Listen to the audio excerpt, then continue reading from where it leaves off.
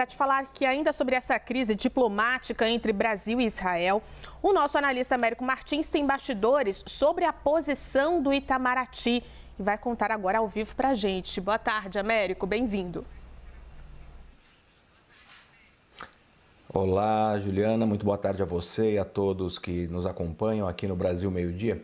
Eu conversei com alguns embaixadores muito experimentados do Brasil e eles chegaram à conclusão de que essa era a melhor opção para a diplomacia brasileira, essa de convocar o embaixador brasileiro de volta ao Brasil, levá-lo de volta, o que obviamente escala mais um degrau nessa crise que foi provocada pelas declarações desastradas do presidente Lula lá em Addis Abeba, na Etiópia. Eu acompanhei aquela entrevista de perto, sentado a 2 metros do presidente, e percebi ali, quando ele falou de uma forma irritada, saiu do seu script e acabou provocando essa crise.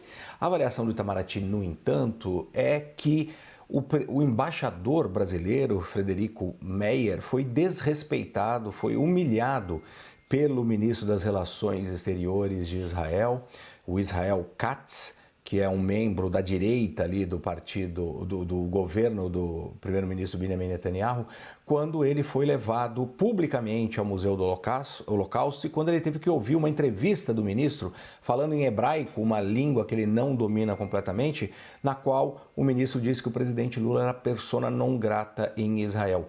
O Itamaraty considerou isso uma ofensa e um ato de bullying do governo do Benjamin Netanyahu para silenciar as vozes críticas do que está acontecendo na faixa de Gaza. A gente lembra que na faixa de Gaza cerca de 30 mil pessoas, na sua grande maioria civis, mulheres e crianças, já morreram e 170 mil pessoas ficaram feridas. O Itamaraty avalia que, em off obviamente, mas avalia que essa forma de ação contumaz do governo israelense para tentar silenciar os críticos e tentar manipular a opinião dos outros governos. Ao fazer essa avaliação, Juliana, o Itamaraty só tinha uma saída e foi considerada a melhor saída, que era justamente convocar o embaixador brasileiro, porque qualquer outro movimento, Juliana, no momento em que o Brasil preside o G20, na véspera da chegada ao Brasil dos chanceleres de todo esse grupo das 20 maiores economias do mundo, isso seria um sinal de fraqueza. O Itamaraty precisava dar um sinal de força,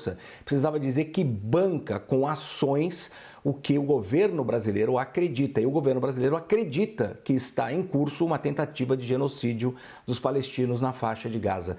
Então essa avaliação, Juliana, levou o Itamaraty a tomar essa decisão. Era a única decisão, no final, possível para o governo e o Itamaraty que não fosse destruir ali a credibilidade da política externa que eles estão tentando montar nesse terceiro mandato do presidente Lula. Então, a ação do Itamaraty foi no sentido de manter a credibilidade da política externa do governo brasileiro. Obviamente, o Itamaraty sabe que essa crise por si só desgasta um pouco essa política externa, especialmente algumas capitais, aquelas que são mais alinhadas diretamente a Israel. Mas a opção e a avaliação é preciso manter as nossas ações, é preciso manter a integridade da nossa política externa. E foi isso que o Itamaraty fez, reconhecendo inclusive o direito de Israel ter ficado irritado, obviamente, com a declaração do presidente Lula. Isso não está em disputa. O Itamaraty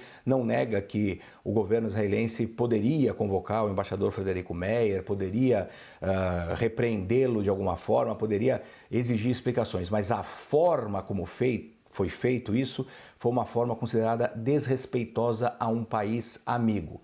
Então o Itamaraty tomou a decisão que, no final das contas, considerou a melhor para manter justamente a credibilidade da sua política externa. Uma outra posição deixaria a posição brasileira muito enfraquecida durante a presidência do G20.